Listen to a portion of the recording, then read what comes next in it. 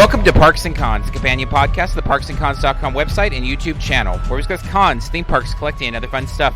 It's June 10th, 2022. I'm your host, Sean. I'm here with Carmel. Hi there. Parks and Cons, your on-the-spot podcast. We're taking the heart of the action, best conventions and themed entertainment events around.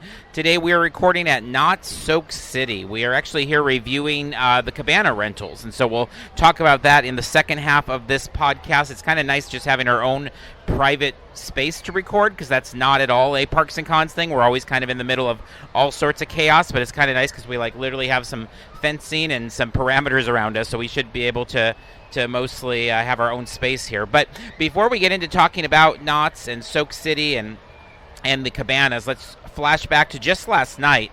And we had debated last night. This podcast is an old school one where it's audio only. We've been doing so many with video included, but we know that at some points it's going to just be difficult to fit in the video part, and that was the case with last night and even with today, to be honest, with a lot of things going on. So last night we did attend, though, the first... now this is the first to my knowledge of any. I'm sure there's been previous ones at some point, but it's the first one that I know of, the first one that you and I have attended, of a AP night at Universal Studios Hollywood. And so this is a really kind of fun thing that they came up with. Maybe about a month back was the first that we heard about it, that they let people know ahead of time that tickets were going to be going up. And we said, okay, well, let's try to keep an eye out for that when the time comes to register. And then the day of registration, I know I was really busy at work, and you had to kind of take care of that. And it was kind of a mad dash trying to get through. I think, actually, now that I think back on it, I actually eventually was able to get through for myself, and you got through for yourself. But the whole idea is just basically a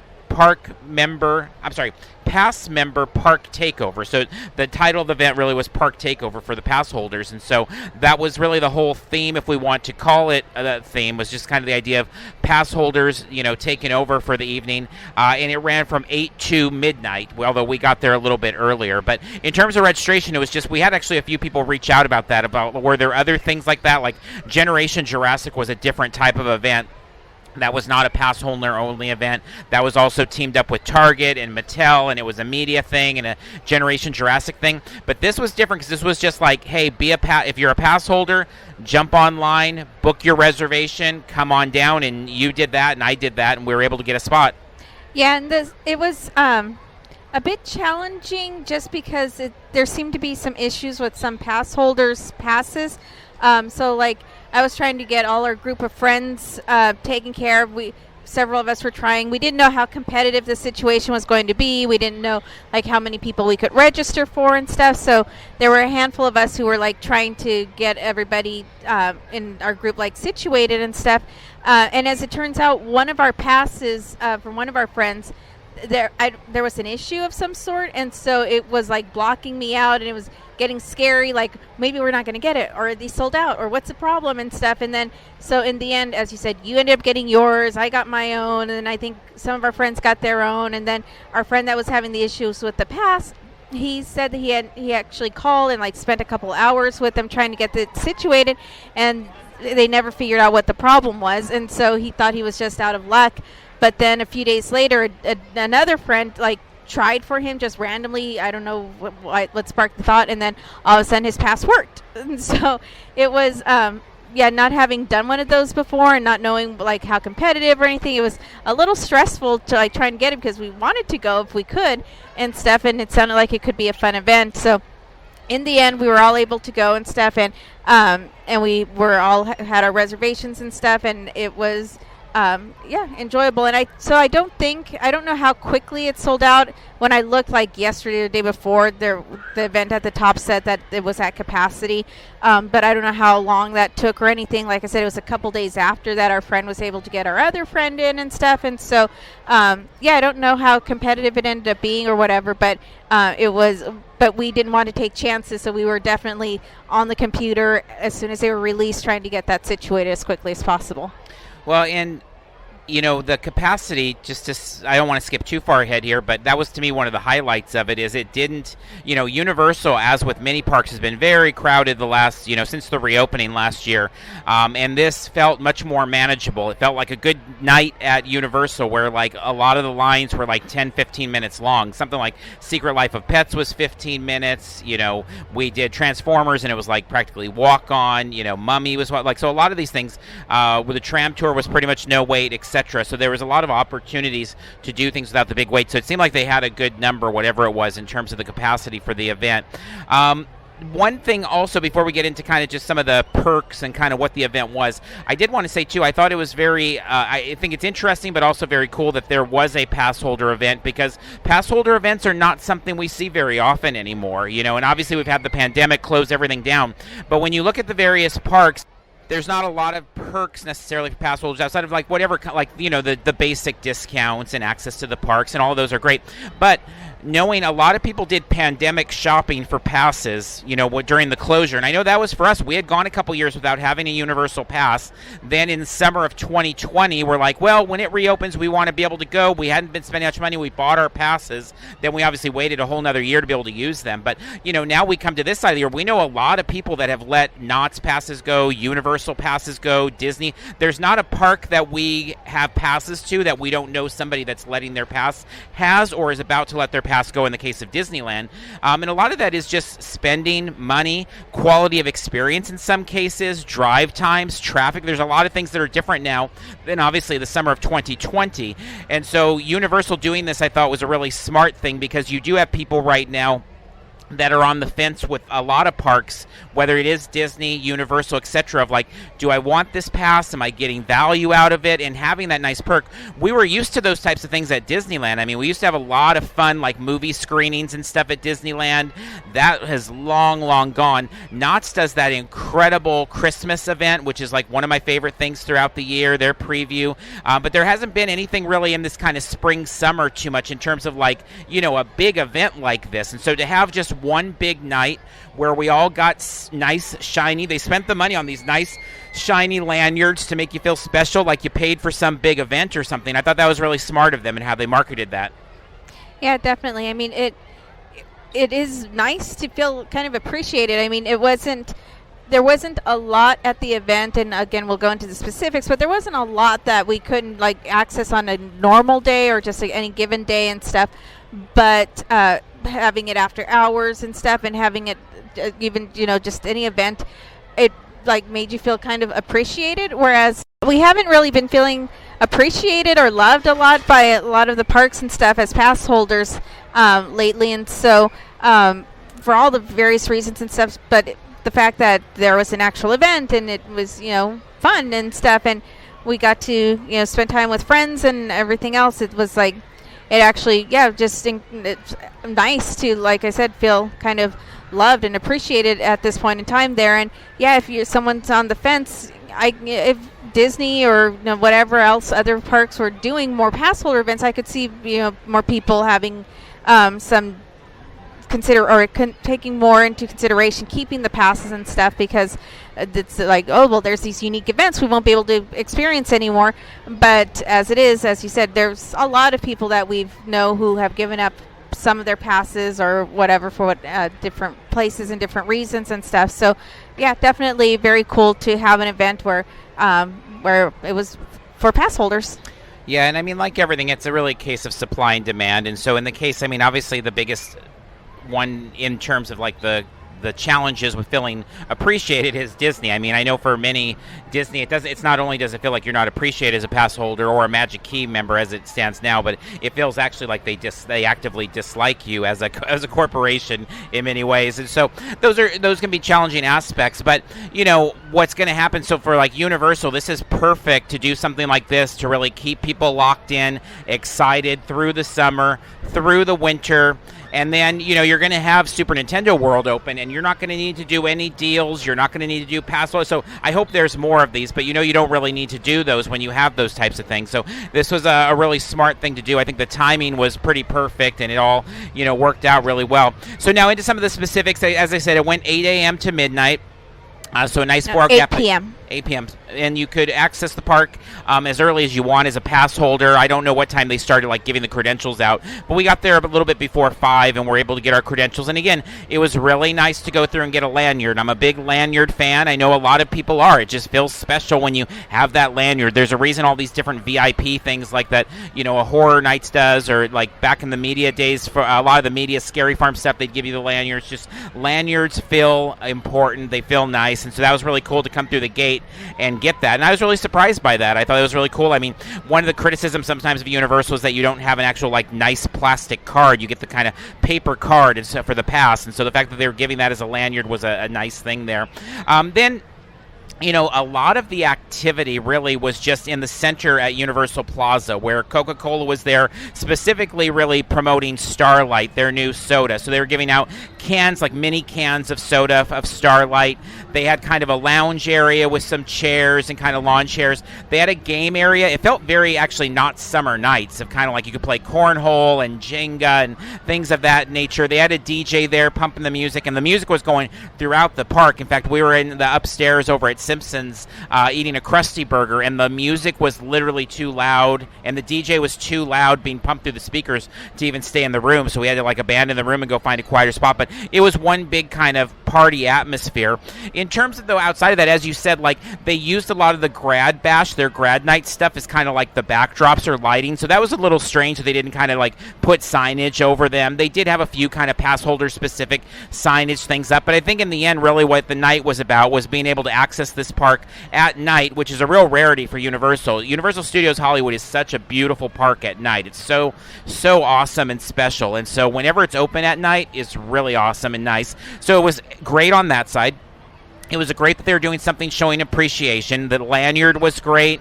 The ability to hang out with friends. I mean, we were there with our friends Ted, Angie, and Jennifer, and so just us kind of all hanging out was awesome and doing the studio tour. But yeah, you didn't have extra surprise characters. There weren't changes to the studio tour. It was basically having access for just pass holders to kind of take over the park for a night. So it was a lot more than I think I would have expected in May, or before I'd heard of the event. I wouldn't have expected anything like that, and I was really appreciative of it, and I enjoyed it. We did not get the Coca-Cola float or whatever it was over at Mel's that I know was a lot of people were talking about, but besides that, I think we really took in the night and really appreciated our time there.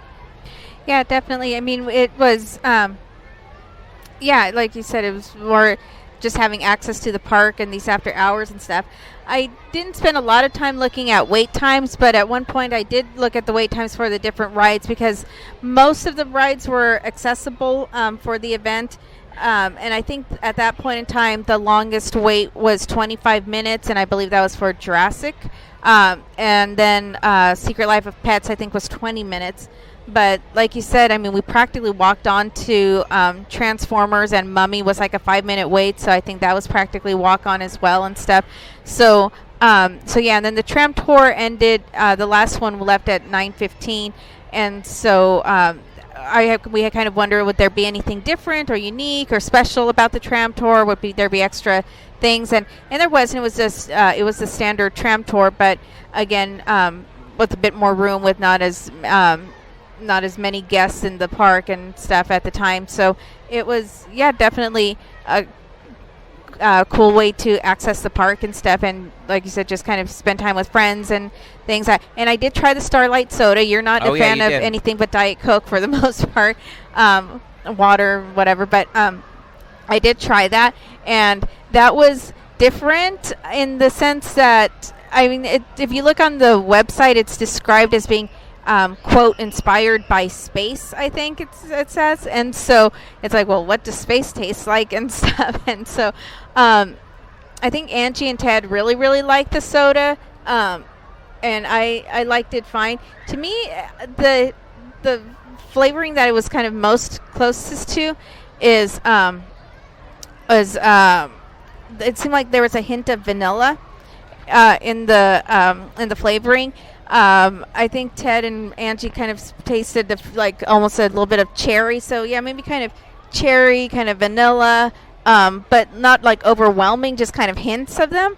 So I liked it. I don't, if I had a fountain in front of me, and I could have regular Coke or Starlight. I think it would kind of depend on my mood if I wanted anything, because it is a little sweeter than regular Coke and stuff. So I don't know that I would necessarily get it if I had the choice. It would just totally kind of depend on my mood or what I was feeling like. But I did like it, and it was nice to finally try it because I've seen it advertised a few different places. I think Disneyland as well has it and promoting it and stuff. So yeah, it was nice to be able to try it for free, and they were nice. The cans were very chilled and cold and stuff, so that was nice as well. So. And I'm sure that was a great partnership for them, because I would imagine Coca-Cola covered it. They did it kind of almost like an activation, like at a Comic-Con or something. So they had Universal Plaza as a place to set up. I would imagine that didn't cost Universal anything, or not much, at least if it did. And they were able to, have this audience there that was excited to have the extra games and the extra things like that. So it was a really fun night. On top of that, I mean, we're not going to get into it now, but there was lots of cool Horror Nights build stuff. I mean, the progress there is just insane. Like, it is absolutely blows my mind how everywhere you go in the park, it feels like it's like August or September in terms of seeing new details to the facades, and props are starting to come out in some of the Curious George lot. They've got one of the trucks out there, the Smith piano service, and a ticket cart and stuff, and it was a really, really neat to see just all that they're doing with that. So that's for a different topic for a different time as we get closer to Halloween. But I thought that was a nice little added bonus to the day. So very appreciative that they did the pass holder event. And hopefully there's other pass holder type things like that. We know, as Bob Chapek is so quick to point out for Disney, that pass holders do not spend as much per day as your hotel guests. Well, of course they don't, but I do think that a lot of us spend a lot of money over the course of a year in ways at the park in terms of buying food and drinks and all of those things. I mean,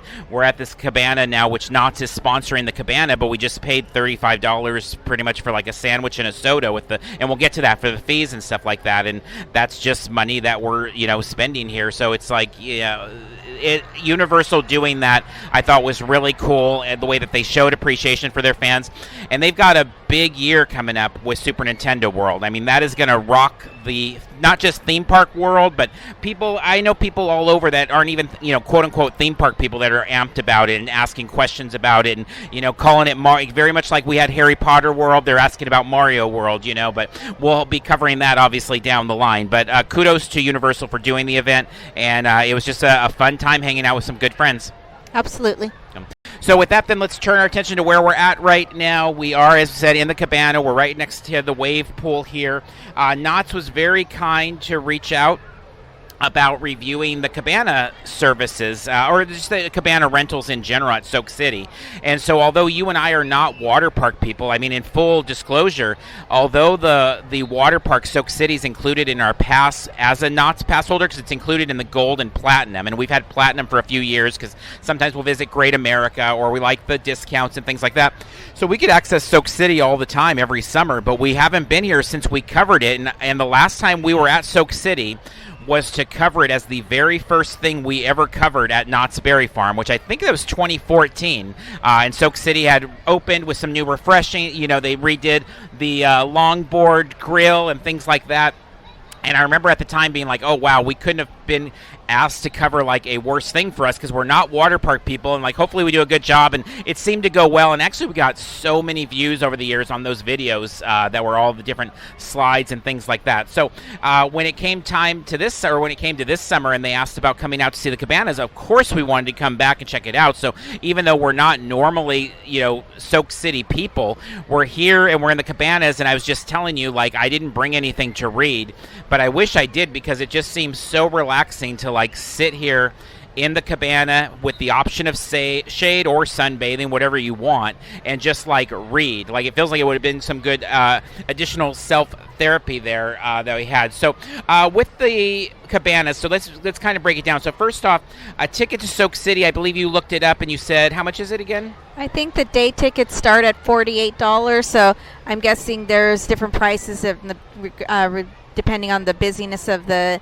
days or the weeks or whatever, but they start at $48 for the day tickets. But again, as you said, if you have a gold pass or a platinum pass, it's included as part of that admission, or as part of that ticket. And then they have 3 different types of cabanas, and so they mostly have, I feel like they mostly come with the similar things or same things, but a lot of it is about location. We were gifted the top level, which is $299 for a day, and that's the wave pool cabanas. But let's start with the $199 real quick. So the cheapest version, so this $199, now this is on top of paying for your ticket price into the park, of course, but then you basically get 8 guests per cabana, a patio set with umbrella and 4 chairs, 4 lounge chairs, 4 inner tubes. So those are all of the items that kind of come into the, bottom level shore break cabanas. Now at 8, the ability to do 8 people there, that is obviously a pretty cheap price when you consider it's like $25 a person if you had a group of 8. Now, I'd imagine in most cases it ends up being like 1 or 2 families together. You could take it up to 10 people and do 2 guests are $20 each. And then those set of cabanas are near shore break. So they're just not very far though. Like, for $100 discount there, it doesn't seem very far away. Now, it does say food and beverage service are not included in the $199. So I guess the waitress doesn't kind of make their way over that way, which we do have it over here. We have access to it, but it is a $15 fee. So it's important to note that because I think that's something you and I were not totally clear on coming in, is we do have service, and they bring ice water for free. So everybody gets ice water in the $229 and up cabanas. Not the $199, but the $229 and up, you get free ice water. But you also do get access, and it's a one-time $15 fee, which is obviously pretty much nothing if you've already spent $229 or $299 on a cabana with a family or 2 there. The $15 probably isn't a big deal. You and I were kind of like, we're just going to get a $10 sandwich or a $15 sandwich. Do we really want to pay the $15? And we ended up doing it because we kind of wanted the experience and just see how it works, which it was very smooth and quick. But that part is not included in the shore break cabanas. Now, in the wave pool cabana and the Malibu cabanas, those are kind of your upper and your middle tier. So the middle tier Malibu, once again, 8 guests, 4 chairs, umbrella, table, the lounge chairs as well, the inner tubes as well, and you do get the food and beverage service. So again, it's going to be $15 if you want to order pizza or burgers or whatever it might be, but you do have access to somebody, which I must tell you, the lines get crazy long for food and drink, so that is actually a big bonus there. So but definitely worth the extra money to kind of go up from the $199 to the $229. And then the $299, which is where we're at, again, same thing, 8 guests per cabana, the 4 chairs, the table, the umbrella, the lounge chairs, the inner tube, food and beverage. But I think the big difference there is located in tidal wave bay, so we're like right by the water, which I think particularly as a parent, like you and I may be like, it's fine, we would have been fine in the other one over there. But as a parent, to be able to sit right here under an umbrella and look at your kids right in the wave pool, I think is a very reassuring and very valuable kind of geographical positioning. Yeah, and to be clear, we are near the water in that we can see the water or watching the water, but to actually access the water, there isn't like direct access where we're seated. It's kind of, you have to go up down the little walkway and actually get to like where their opening is. So we are kind of off to the side, but yeah, definitely if you're a parent, it's like, basically from where like I'm positioned now, if I just shifted a little bit, I could watch my child take the entire walk all the way around, all the way to the wave pool, and just be able to sit there and watch them the whole time and not even lose sight of them. So yeah, that would be really incredible. Now, another difference between the passes or the cabana rentals is that with the Malibu, the $229 one, and the Shore Break $199, you do get a $30 season pass holder discount. Oh, good point. Which is not available in the Wave Pool Cabana rentals. So that's full price, and there is no discount for that. But in regards to discounts, we did get a discount on our food that we ordered here at the Cabana. So that's always nice. We love our discount. But so if we break it down, like, there's a lot of different ways you can cut the pie to figure out like the pricing, but I'm always big on like what is the cost. So The park on most days is 10 a.m. to 7 p.m. So let's say we were 8 of us here. You know, we came with 6 other friends. There's 8 of us. We get here at 10 a.m. We're going to stay to close. We're really going to soak up the day between the water, the sunshine, the amenities, etc. That would come down to $4.17 an hour per person. So, you know, if you're going to really maximize, and not that anybody's going to go down to that level of detail on the math, but I just thought it's kind of interesting to break it down. Like the most expensive one for me, that would kind of help me wrap my head around, like, is this right for me and my family? Now, if you've been, even if you're not a water park person, but you've been to a theme park in the summer, you know it is crazy crowded. And if you listen to this type of podcast, you are some level of park person. I'm sure that you know are familiar with this. So the idea of having your own space that, I don't know, I don't think it says anywhere like how many square feet we have, but the cabana itself is about, it looks like it's about 8 by 8 or 9 by 9, something along those lines. I'm just thinking of myself as like 6'2", and if I was laying down, how many more feet would I have on all sides of me? But probably, you know, 9-10 feet, let's say. So you've got your nice square there, and then it protrudes out with a table, an umbrella, and another probably double that amount, maybe even more, and then you've got your inner tubes. So you've really got about, you know, 20-ish feet of space that's just yours, and you own it, and nobody is saddled up against you. And when we look out and see all the different chairs and, you know, everybody kind of on top of each other, as a park is going to be in the summer, it's really nice to have that. You also have the safe, you know, your own napkin dispenser. As I said, for the middle and upper tier, you get the, you know, free water, ice water delivered to you. The inner tubes, we have learned, is a very big thing for water park people. Like, it is a big commodity that people are like stalking, looking for these things. So we have these like I feel guilty actually because we're not even using them, but we've got these 4 giant inner tubes here that, you know, the street, it's like cocaine that we could sell it, you know, down the street or something to the people here. But you get those included with it, which also is going to be, you know, a nice boost. So a lot of interesting, or not interesting, but just neat little additions that'll make your day easier as a family. Yeah, and also additionally, when you have the cabana, the way you access them is you have wristbands and stuff, and in the agreement that you sign, it's very clear that everyone who's going to be there has to have a wristband, otherwise they'll be removed. And so, you know, if you did want to do, you know, take the full advantage of the 10, you're not allowed to, you're not supposed to bring in extra people. So if you have like a really big party, this isn't a situation where it's like, oh, you know, they say 8, but we can just, we'll have, 20 people in our area. It's our area, and that's not allowed. No, there is like a little gate to access the cabanas. There wasn't anybody standing there monitoring it, but there are like people walking around, so I don't know how closely they're looking at wristbands. I'm guessing it's a matter of just, it looks like they have too many people in their area type of thing, and then there might be some enforcement of that. But yeah, everybody gets a wristband, and to use the inner tubes, it specifically says that a wristband is required for those specific inner tubes and stuff. And so yeah, it's very nice to have this area to just kind of relax in and take it in, and just, I'm like really enjoying and really appreciating it.